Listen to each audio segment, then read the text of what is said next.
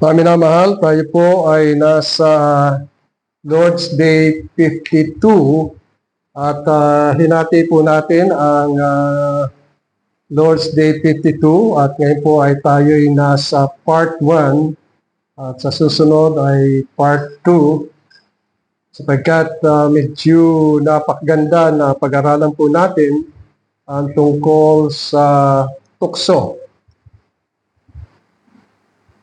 Buksan po natin ang ating mga banal na kasulatan dito po sa Santiago, Kapitulo 1 at nais ko po basahin ang mga talata hanggang talatang 18.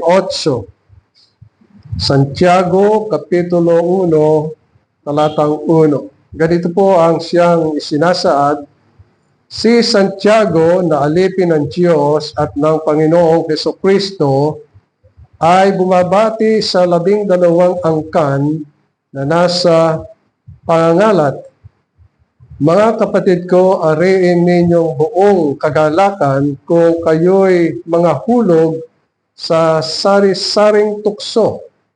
Yamang nalalaman na ang pagsubok ng inyong pananampalataya ay gumagawa ng pagtitiis at ang inyong pabayaan na ang pagtitiis ay magkaroon ng sakdal na gawa upang kayo'y maging sakdal at ganap na walang anumang kakulangan.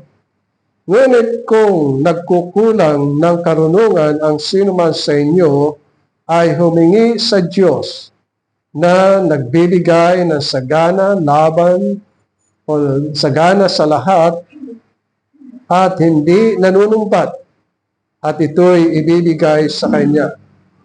Ngunit humingi siya ng may pananampalataya na walang anumang pag-aalinlangan sapagkat yaong nag-aalinlangan ay katulad ng isang alon ng dagat na itinutulak ng hangin at ipinapadpad sa magkabi-kabila. Sapagkat huwag isipin ng taong yun na siya'y tatanggap ng anumang bagay sa Panginoon. Ang taong may dalawang akala ay walang tiyaga sa lahat ng kanyang mga paglakad. Dadapot ang kapatid na mababang kapalaran ay magmapuri sa kanyang mataas na kalagayan. Ang mayaman dahil sa siya'y pinababa sapagkat siya'y lilipas na gaya ng bulaklak ng damo. Sapagkat sumisikat ang araw na may hanging nakakasunog at naluluoy ang dahon. O ibig sabihin na naluluoy ay natutuyo. At nangalalagas ang bulaklak nito at nawawala ang karikitan ng kanyang anyo, gayon din naman ang taong mayaman ay nalalanta sa lahat ng kanyang mga paglakad. Mapalad ang taong nagtitiis ng tukso sapagkat ang pagsubok sa kanya, siya'y tatanggap ng putong ng buhay na ipinangako ng Panginoon sa mga nagsisiibig sa kanya. Huwag sabihin ng sinuman pagka siya'y tinutukso, ako'y tinutukso ng Diyos, sapagkat ang Diyos ay hindi matutukso sa masamang bagay at hindi rin naman siya nanunukso sa kaninuman. Kundi ang bawat tao ay natutukso sa pagka hinihila ng sariling masamang pita at nahihikayat. Kung magkagayoy ang kahalayan, kung ang ipinaglihi ay nanganganak ng kasalanan at ang kasalanan pagka malaki na ay namumunga ng kamatayan. Huwag kayong padaya, mga minamahal kong kapatid. Ang bawat mabuting kaloob at ang bawat sakdal na kaloob ay pawang buhat sa itaas na bumababa mula sa Ama na mga ilaw na walang pagbabago ni kahit anino man ng pag-iiba. Sa kanyang sariling kalooban ay kanya tayong ipinanganak sa pamagitan ng salita ng katotohanan upang tayo'y maging isang uri ng pangunahing bunga ng kanyang mga nilalang. Hanggang doon lamang po ang pagbasa natin sa banal na kasulatan. At ang Lord's Day 52 ay meron pong isang tanong at ito po ang part 1. At ang tanong, alin ba ang ika-6 na kahilingan? At ang sagot dito ay huwag mo kaming dalhin sa tukso, kundi ligtas mo kami sa masama. Ibig sabihin, yamang kami ay napakahina sa aming sarili at hindi namin kayang tumayo kahit na sandali at bukod pa rito, yamang ang aming mortal na mga kaaway, ang dyablo, ang mundo at ang aming sariling laman ay walang tigil na sa aming sumasalakay.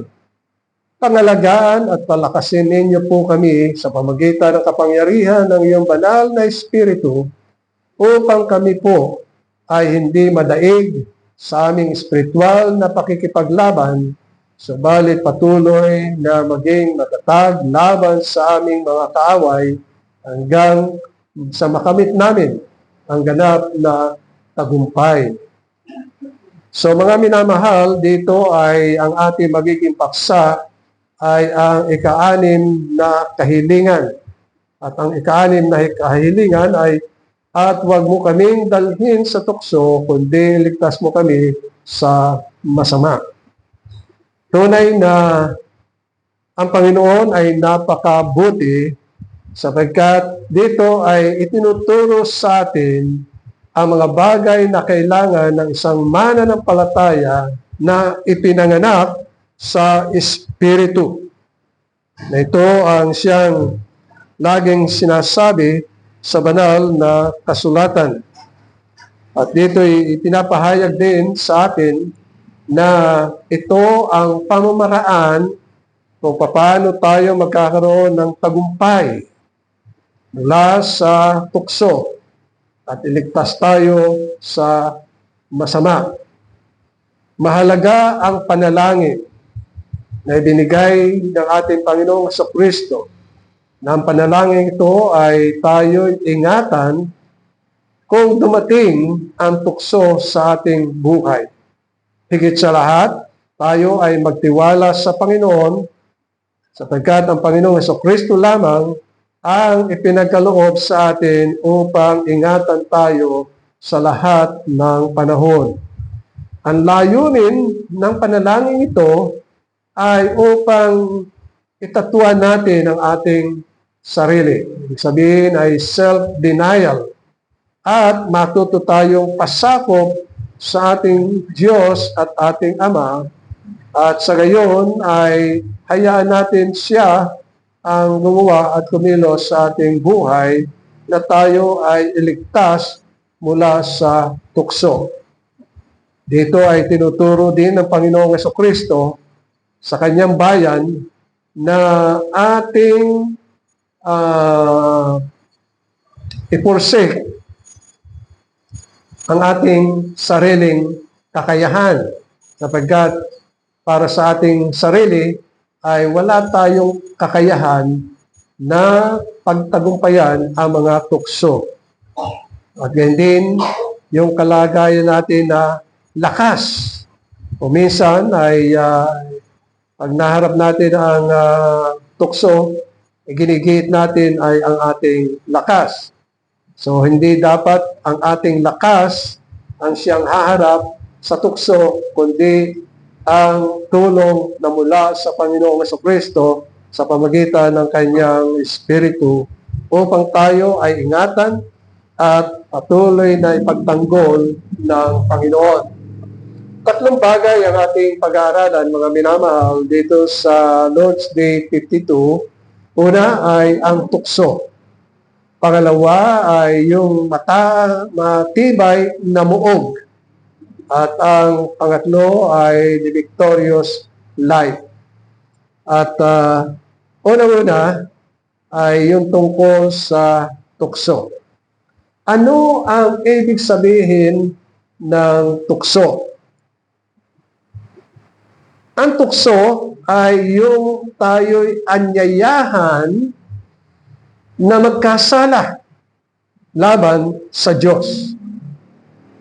O kaya nga ang petisyon o kahilingan ito ay nagsasaad na huwag mo kaming dalhin sa tukso, kundi iligtas mo kami sa masama.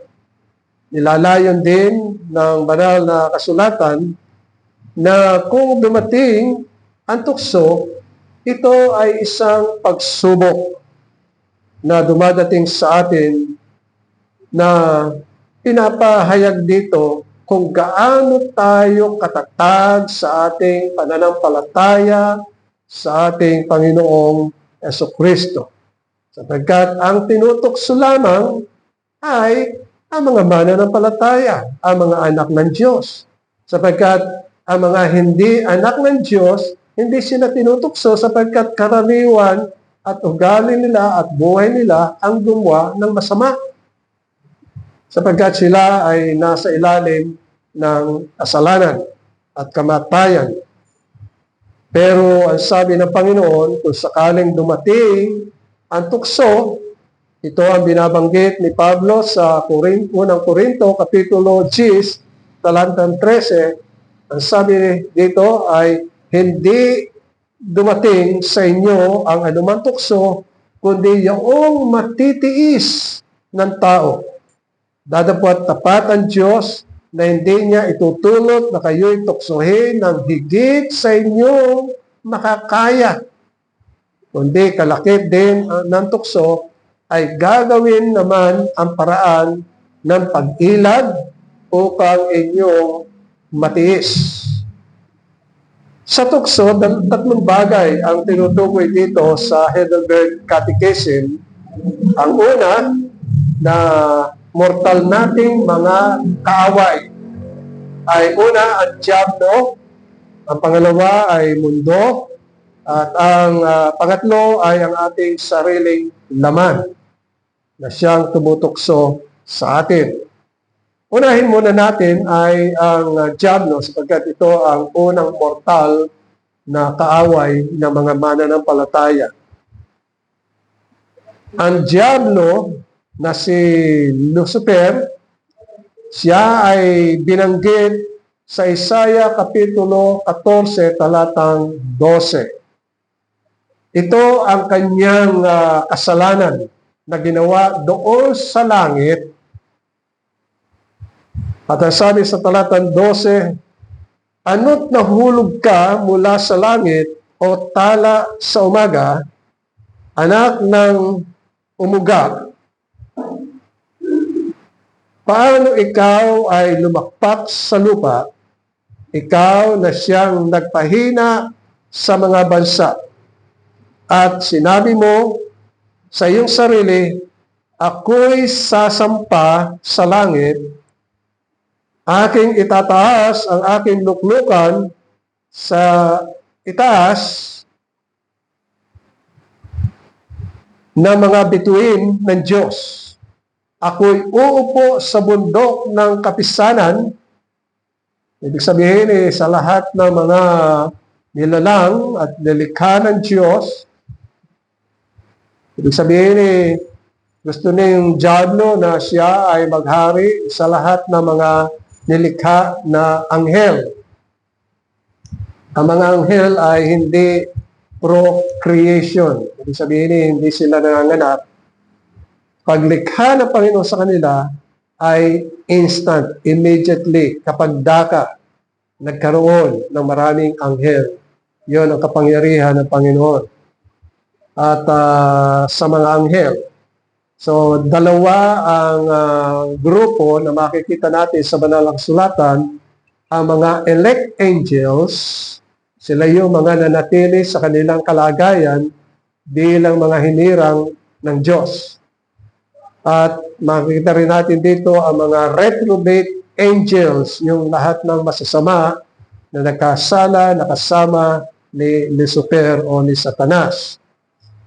At gayon din, tinutukoy sa banal na kasulatan, ang salitang kapisanan ay tumutukoy sa mga elect na mga mananampalataya na ang Panginoon ay nagbigay ng kanyang sarili para sa kanyang minamahal na hinirang at pinili. Ang tawag natin doon ay kapisanan ng mga banal. At meron ding mga grupo na hindi mananampalataya, ang tawag din natin doon ay mga reprobate na mga tao na hindi pinagkalooban ng Diyos ng kahabagan at hindi inibig ng Diyos, kundi sila ay kinamuhian at kinapuutan dahil sa kanilang mga kasalanan. So yan ang tinutukoy ng banal na kasulatan. At nais ng dyablo na sa kaduluduluhang bahagi ng hilagaan. At ang sabi sa talatang 14, ako'y sasampa sa itaas ng mga kaitaasan ng mga alapat. Ako'y magiging gaya ng kataas-taasan. So ito ang kahambugan at kayabangan na ginawa ng dyablo at kasalanan. At ang sabi sa talatang 15, gaymay mabababa ka sa Siyon, sa kaduluduluhang bahagi ng hukay. Ito ang judgment ng Panginoon. At ang sabi sa Revelation chapter 12, verse 9, ay inihagis ang malaking dragon. So ang tukay sa kay Lucifer at ang kanyang mga kampon ay malaking dragon. Ang matandang ahas, kaya naman tinawag na matandang ahas sapagkat si Lucifer ang siyang tumukso kay Adan at kay Eva upang magkasala. At ang tinawag siya na Diablo at Satanas, ang dumadaya sa buong sanlibutan. Siya ay inihagis sa lupa at ang kanyang mga anghel ay inihagis na kasama niya. So yon ang nasa Revelation 12 verse 9. So ibig sabihin, ito ang siyang tumutukso sa mga mananampalataya at maliwanag ang sinasabi ng banal na kasulatan. Ang Diyos ay hindi tumutukso at hindi rin siya tumutukso sa masama. At tinutukoy dito sa banal na kasulatan sa ating binasa sa Santiago. So yan ang una na kaaway ng mga mananampalataya. Ang turing nga dito sa Heidelberg ay mortal na kaaway. Ang pangalawa ay ang mundo. Sapagkat inihagis siya ng Diyos sa lupa at siya ang naghasik ng kasamaan dito sa lupa sa pamagitan ni Adan. Sapagkat si Adan, sinuko niya ang kanyang sarili sa dyablo. Alam natin na si Adan ay nilalang ng Diyos ayon sa wangis, ayon sa larawan ng Panginoon. Ibig sabihin, si Adan ay nagtataglay ng kabanalan, katwiran, at tunay na kaalaman sa salita ng Panginoon. Ngunit, ang mga bagay na yun ay sinuko ni Adan at siya ay sumamba at pinaniwalaan ang kasinungalingan ni Lucifer o ng Diablo. Kung kaya nga ang buong sanlibutan ay nahulog sa kasalanan. Ngunit, ang tinutukoy ng banal na kasulatan, ang Diyos ay nagkaloob ng kanyang buktong na anak. At sa pamagitan ng Panginoong Jesucristo na itinalaga na kordero ng Diyos ay upang iligtas ang mga hinirang ng Diyos, at ang mga hinirang na iyon ay hinirang bago pa itatag ang sanlibutan. At sa pamagitan ng Panginoong Jesucristo, ang mga mananampalataya ay kinukup bilang mga anak at mga tagapagmana ng kaharian ng Diyos.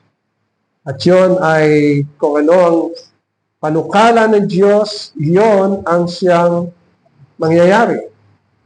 Ngunit dahilan sa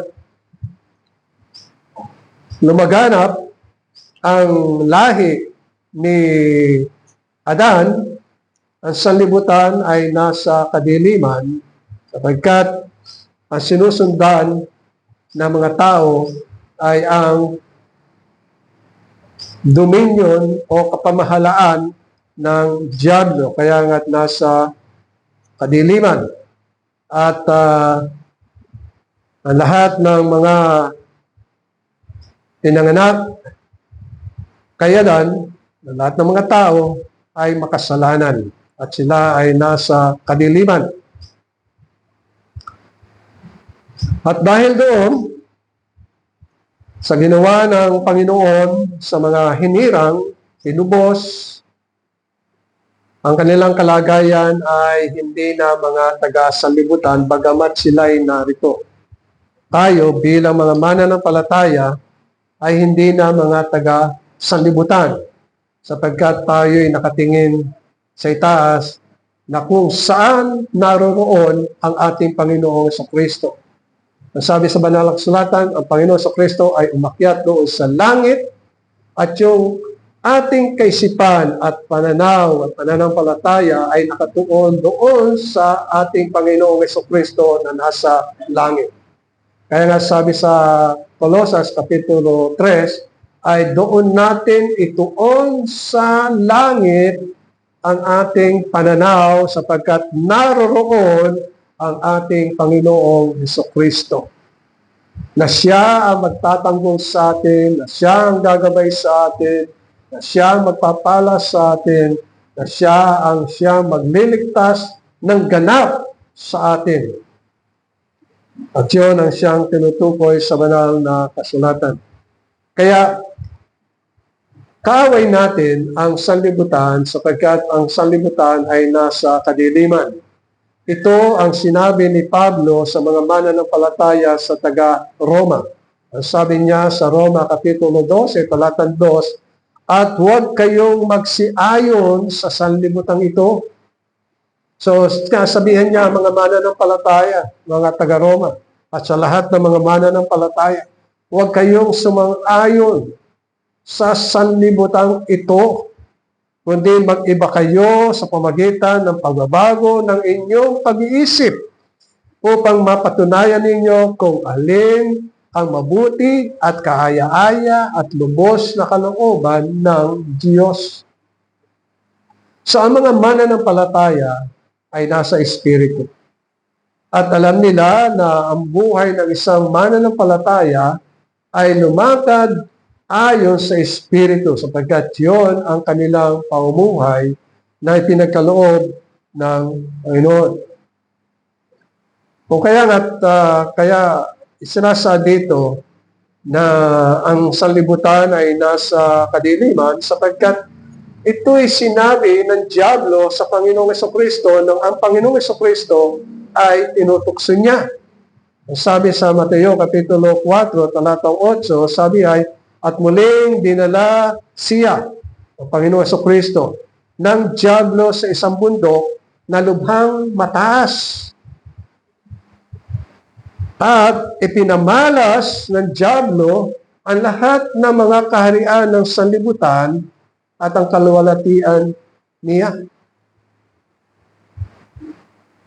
At ang sabi ng diablo ay, ibibigay ko sa iyo ang kariang nasa sanlibutan at kalwalatian nila. Kung ikaw ay luluhod sa harapan ko. Pero itinuwid siya ng Panginoon. Sapagkat ang Diyos ay makapangyarihan. Siya lamang ang kinakailangan sambahin.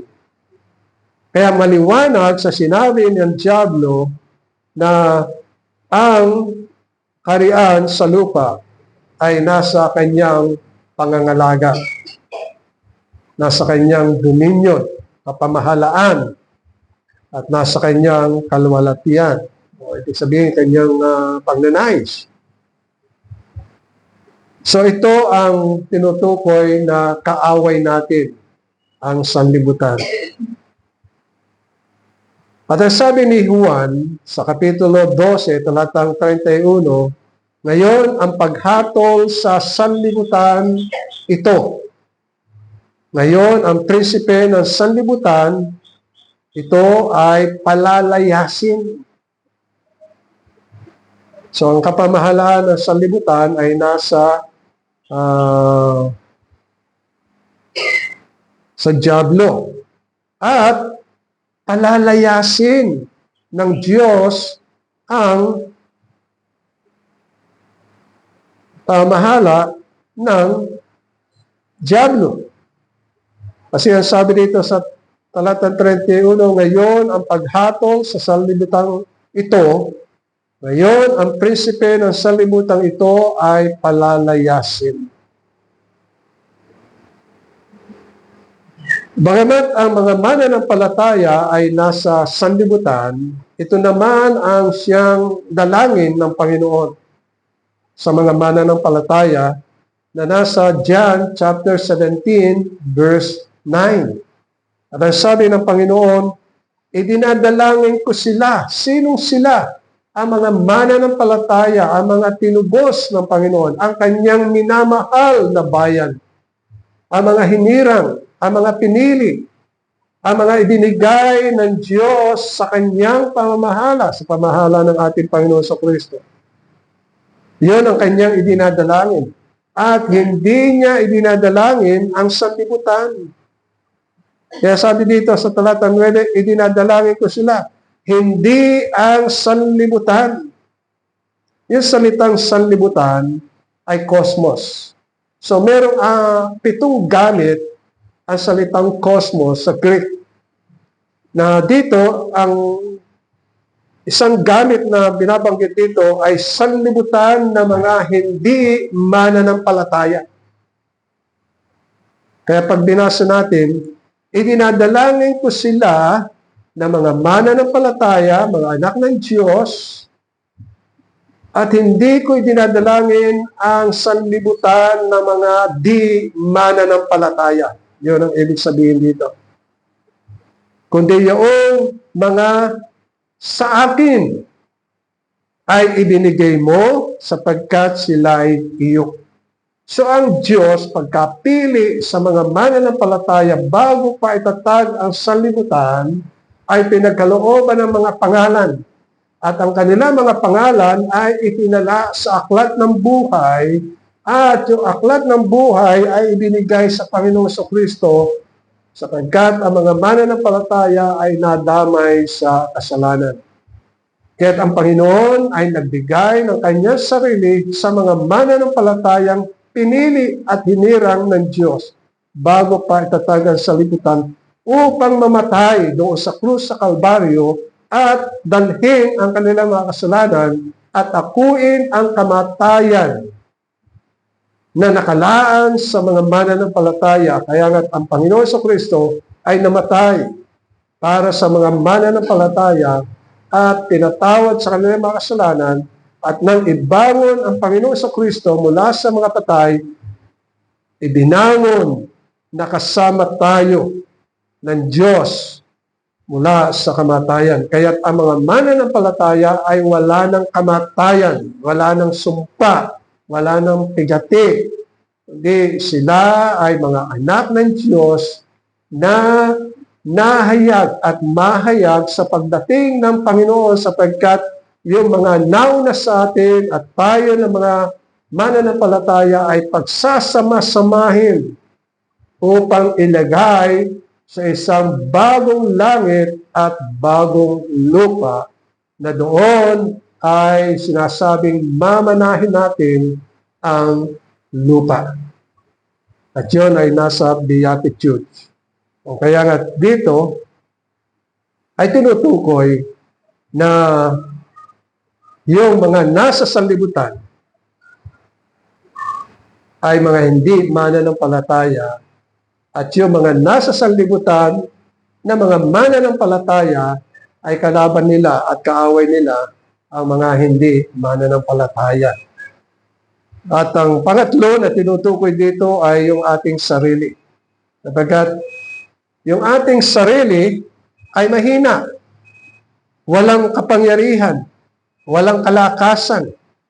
At ang kailangan natin ay ang Panginoon, ang kanyang lakas at ang pagtatagumpay laban sa gitna ng tukso. Kahit maraming obstacle sa ating pamumuhay na kinakailangan nating pagtagumpayan. Una, ang dyablo na tumutukso. Pangalawa, ang sanlibutan. At ang pangatlo ay yung ating laman. Kanina, napag-aralan natin ang tungkol sa ginagawa ng ating mga laman sa Galatia, Kapitulo 5, talatang 19. At inisa-isa doon ang gawa ng mga laman. At sinabi ng banal na kasulatan na tayo ay ipinanganak sa Espiritu. Kaya ang sabi dito, kung tayo'y nangabubuhay, sabi sa Galatia, Kapitulo 5, talatang 25, kung tayo'y nangabubuhay sa pamagitan ng Espiritu, ay magsilakad naman tayo ayon sa Espiritu. Kahit ang buhay ng mga mananampalataya na narito sa lupa sa ganitong panahon, ang tawag sa kanila ay militant church. Kaya naman militant ay sapagkat nakikipagbaka sila sa pamumuhay sapagkat meron siyang kaaway. At tatlo ang mortal na kaaway ng mga mananampalataya. Ang dyablo, ang sanlibutan, at ang ating laman. Ito ang ating kaaway. At ito ang siyang tinutukoy. Sa pakikipagbaka, tinuruan tayo ng Panginoon paano tayo kakaroon ng tagumpay. Sabi sa Mateo Kapitulo 26, talatang 41, kayo'y magpuyat at magsipanalangin upang huwag kayong magsipasok sa tukso. Ang espiritu ng katotohanan ay may ibig dadapot mahina ang laman. Naalala nyo, ang Panginoon Jesucristo ay niyaya ang mga alagad. Pumunta sila sa Garden ng Gethsemane, nanalangin sila. At sa unang panalangin, nakita niya, pagkatapos ng unang panalangin, nakita niya mga alagad, natutulog. Iyon ang kahinaan ng laman. At dumako ang Panginoon sa pangalawang panalangin. Nanalangin muli siya sa Ama. At nang makatapos siya ng pangalawa, nakita muli niya ang mga alagad ay natutulog. At nanalangin siya ng pangatlo. Kaya hindi ng kanyang naranasan. Pagkatapos ng kanyang panalangin, nakita niya ang mga alagad natutulog. Kaya sabi ng Panginoon, mahina. Pero kinakailangan tayo'y manalangin at tumawag sa ating Ama na nasa langit upang ingatan tayo mula sa gitna ng tukso na dumarating. Ang lagi nating aalalahanin, mga minamahal, ay merong matibay na muog. Ang sabi sa Proverbs, sa Kawikaan, Kapitulo 18, talatang 10, ang sabi dito, ang pangalan ng Panginoon ay matibay na muog. Pag sinabing muog, ibig sabihin tanggulan at takbuhan ng matuwid at naliligtas. Yan ang sabi sa Proverbs. Ang pangalan, ang pangalan ng Panginoon ay matibay na moog, tinatakbuhan ng matuwid at naliligtas. Ito ang dahilan kung bakit ipinagkaloob sa atin ang banal na Espiritu. Ang sabi sa John chapter 14 verse 16, ako'y dadalangin sa Ama at kayo'y bibigyan niya ng ibang mga aliw upang sumainyo magpakailanman, pagsalitang magpakailanman ay mula sa buhay na ito at sa nakalipas na buhay at hanggang sa walang hanggan. Ang banal na Espiritu ay sumasa atin. Kaya ang sabi ng Panginoon sa talatang 15 o talatang 4 ng 1 kapitulo 15, John chapter 15 verse 4, kayo'y manatili sa akin at ako'y sa inyo gaya ng sanga na di makapagbunga sa kanilang sarili malibang nakakabit sa puno. Gayon din naman kayo, malibang kayo'y manatili sa akin. At ang sabi sa talatang 7, kung kayo'y nagsisipanatili sa akin at ang mga salita ko'y nagsisipanatili o magsipanatili sa inyo, ay hingin ninyo ang anuman na inyong ibigin at gagawin sa inyo. Sa mga awit, napakaganda yung sinasaad dito ng banal na kasulatan. Sa mga awit 91, talatang 1 hanggang sa mga sumusunod na mga talata, na sabi dito, siyang tumatahan sa lihim na dako ng kataas-taasan ay mananatili sa lilim ng makapangyarihan sa lahat. Aking sasabihin tungkol sa Panginoon, siya'y aking kanlungan at aking katibayan, ang Diyos ko na siyang aking tinitiwalaan, sapagkat kanyang ililigtas ka sa silo ng paninilo at sa pamuksang salot. Kanyang tatakpang ka ng kanyang mga bagwis at sa ilalim ng kanyang mga pakpak ay manganganlong ka. Ang kanyang katotohanan ay kalasag at baluti. Dito naalala ko mga minamahal, yung ugali ng mga inahing manok. Nung araw kasi, ako'y natutong mag-alaga sapagkat sa panahon yun, ang aking lola at lolo ay nag-aalaga ng manok. So, pag yung napisa na ang mga itlog, ibinababa ito ng aking lola. At nung araw na yon ay malabukid ang aming lugar. So nakikita ng mga inahin yung mga lawin, mga agila na dumadaan. At pag nakita ng inahin, tinatawag niya yung kanyang mga sisiw. At ibinubuka yung kanyang mga pakpak at yung mga sisiw ay pumapasok doon sa ilalim ng mga pakpak. At ito ang siyang itinuturo ng banal na kasulatan, na ang pakpak ng kaligtasan ng Panginoon ay mayabong, ibig sabihin malapad. At ang sino man na nangangailangan ng tulong, sino man nangangailangan sa Panginoon, at kung sakaling may mga salot, ang sabi sa banal na kasulatan, ay kanyang tatakpang ka ng kanyang mga bagwis, at sa ilalim ng kanyang mga pakpak ay manganganlong ka. Ang kanyang katotohanan ay kalasag at baluti.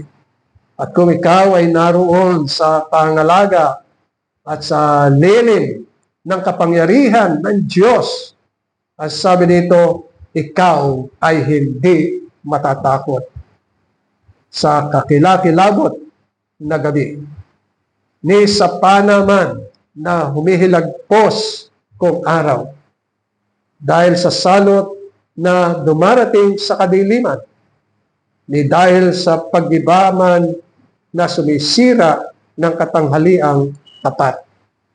Nang ibig sabihin ay kung ang isang mananampalataya ay tunay na tumatakbo at nanganganlong sa pakpak ng Panginoon, sa kanyang bagwis, ikaw ay iingatan at hindi ka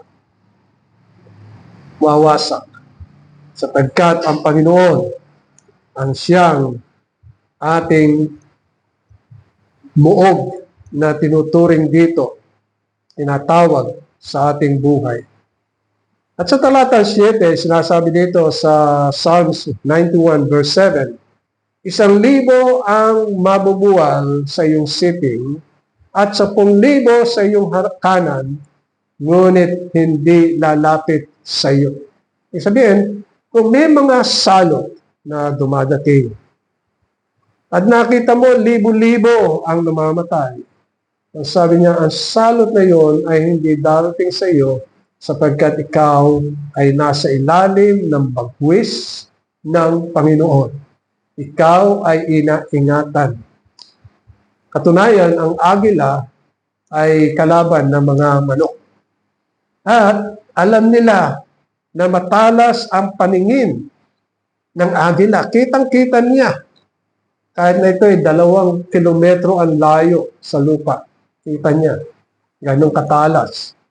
Pero, pag nakita ng inahin, ilalablad niya ang kanyang pakpak, ang kanyang bagwis, at tatawagin ang kanyang mga sisiw, at sila'y itatago at hindi makikita. Ganon din ang kalagayan ng mga mananampalataya. Sila'y iingatan sapagkat ang bagwis ng kaligtasan ng Panginoon ay naroon. Ang gagawin lang natin ay tayo'y tumakbo sa ilalim ng bagwis, sa lihim. Ito ang sinasabi, ang tumatahan sa lihim na dako ng kataas-taasan ay mananatili sa lilim ng makapangyarihan sa lahat. Pero ito ang siyang isinasabi. Sa talatang 8, sabi dito, iyong mamamasdan lamang ng iyong mga mata, iyong makikita ang ganti sa masama. Sapagkat ikaw, O Panginoon, ay aking kanlungan. Iyong ginawa ang kataas-taasan na iyong tahanan. Walang kasama ang mangyayari sa iyo ni anumang salot ay lalapit sa iyong tolda. Sapagkat siya ay magbibili sa kanyang mga anghel tungkol sa iyo upang ingatan ka sa lahat ng iyong mga lakad. Alam ba ninyo na ang mga anghel na mga elect angels ay may mga kanya-kanyang toka? Meron silang mga responsibilidad na sinasabi sa banal na kasulatan. Ang ilan sa kanila ay nagmamasid at kung tayo ay nasa panahon ng panganib, sila ang gumagawa ng paraan upang iligtas tayo sa ating mga hinaharap na panganib. Iyon ang ginagawa ng mga anghel. Tulad na sinabi dito sa talatang 11 ng Psalms 91, sapagkat siya ay magbibilin, ang Diyos ay magbibilin sa kanyang mga anghel tungkol sa iyo upang ingatan ka sa lahat ng iyong mga lakad. O kaya nga't itinuturo, mga minamahal sa atin, ang pamumuhay na tagumpay, the victorious life in the Lord Jesus Christ.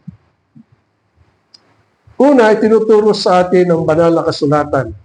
Sabi ni Santiago, sa Kapitulo 1, talatang 2, mga kapatid, o mga kapatid ko, ariin ninyong buong kagalakan kung kayo'y mahulog sa sari-saring tukso. Ibig sabihin napakarami na dumadating na tukso sa atin. At kahit na tayo ay naroon sa karamihan ng tukso, ang ganito naman ang sinabi niya sa talatang 3, yamang nalalaman na ang pagsubok sa inyong pananampalataya ay gumagawa ng pagtitiis. So, ang tukso ay maayambing natin na trial, pagsubok. Sinusubok yung ating pananampalataya sa Panginoon. Pero yung pananampalataya na yun, pag nasubukan, ay gumagawa ng pagtitiis. Kaya sabi sa talatang 12, dito sa Santiago Kapitulo 1, ang sabi dito, mapalad ang taong nagtitiis sa tukso, sapagkat pagkasubok sa kanya, siya ay tatanggap ng putong ng buhay na ipinangako ng Panginoon sa mga nagsisiibig sa kanya. Naway, patuloy natin na tiisin ang mga tukso. Sapagkat pag napagtagumpayan natin ang mga tukso, tumitibay ang ating pananampalataya at pananalig sa Panginoon. At hindi tayo nag-iisa, mga minamahal. Ipinagkaloob sa atin ang banal na Espiritu na siyang sumasa atin sa ating puso, nananatili sa atin at sumasa atin magpakailanman ang banal na Espiritu na siya ang tutulong sa atin sa lahat ng mga tukso. Kaya nga sabi dito, mapalad ang taong nagtitiis ng tukso, sapagkat pagkasubok sa kanya, siya ay tatanggap ng putong ng buhay ni reward. Kaya lang, hindi natin alam kung ano yung mga reward na yun. Maaaring tatawagin tayo pagdating ng Panginoon at sa kapulungan. Tatawagin yung pangalan natin at ipagkakaloob ang mga putong ng buhay. Sapagkat sabi ng Panginoon, siya'y darating at taglay niya ang mga reward para sa mga mananampalataya. There is a reward na nakaukol sa atin na ito ay ipinangako ng Panginoon sa mga nagsisiibig sa Kanya. So ang mga taong sumasampalataya sa Panginoon sa Kristo, sila yung mga umiibig sa Panginoon.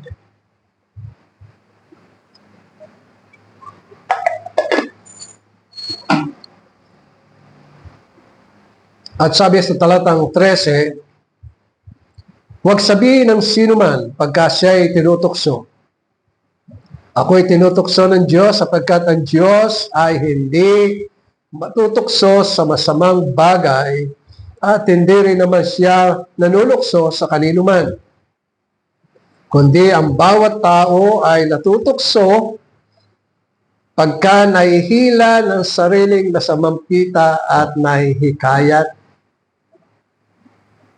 Yan ang tinutukoy dito. Kaya nga doon sa binasa natin sa Galatia, Kapitulo 5, ay makikita natin dito yung tungkol sa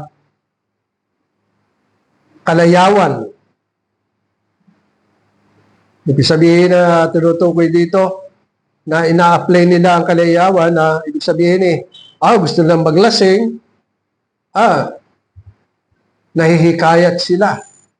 Yun ang sinasabi na huwag tayong mahikayat at matukso ng masamang pita. Yun ang nasa Juan Kapitulo 1, talatang 14. Sabi dito, kundi ang bawat tao ay natutukso pagka nahihila ng sariling masamang pita at nahihikayat siya. Yun ang tinutukoy dito. Pero ang sabi ng banal na kasulatan, merong kagalakan, may katuwaan. Pag tayo ay nasa gitna ng tukso. Sabi dito sa Roma, Kapitulo 5, talatang 3. At hindi lamang gayon, kundi naman mga gagalak tayo sa ating mga kapighatian na nalalaman ang kapighatian ay gumagawa ng katyagaan. At ang katyagaan ng pagpapatunay at ang pagpapatunay ng pag-asa. At ang pag-asa ay hindi humihiya sapagkat ang pag-ibig ng Diyos ay nabubuhos sa ating mga puso sa pamamagitan ng Espiritu Santo na ibinigay sa atin. Na mga mananampalataya ay nagagalak. Sapagkat pag ipinagkaloob sa isang tao ang banal na Espiritu, ang sabi dito ay nabubuhos ang pag-ibig ng Diyos sa Kanya. Di ba nasabi ng Panginoon, ako'y aakyat sa langit. Ngunit ininadalangin ko na dumating sa inyo ang mga aliw. Ang mga aliw ay ang banal na Espiritu.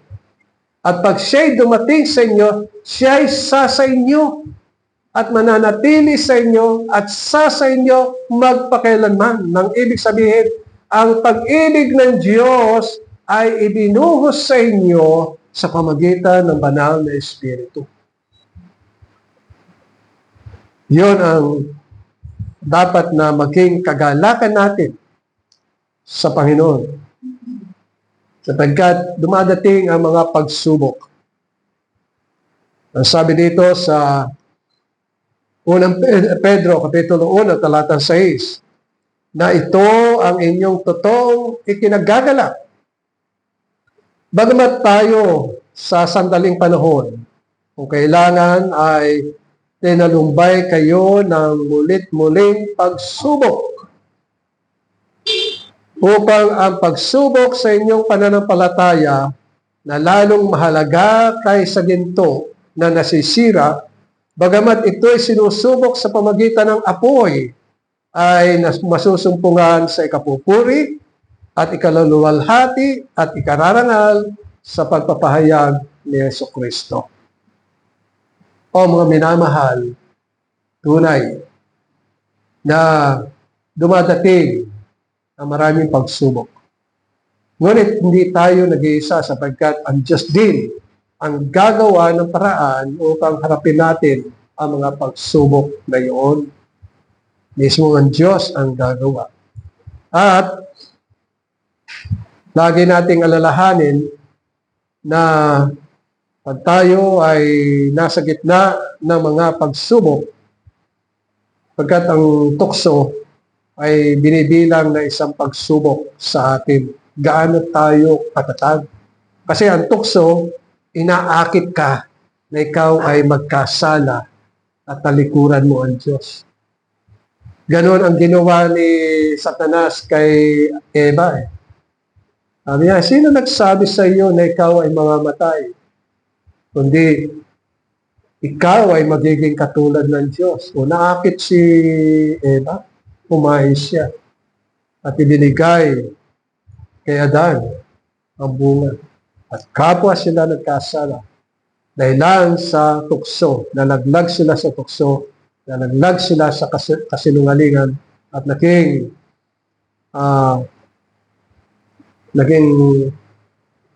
alagad sila ng Diablo.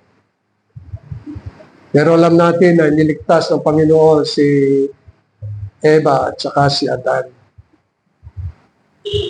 Sa panahon ng tukso, mga binamahal, sapagkat ito ang tema natin sa Lord's Day Sick na itinuturo ng Panginoon. Ang sabi sa Proverbs 2 verse 6, ang sabi dito, sapagkat ang Panginoon ay nagbibigay ng karunungan.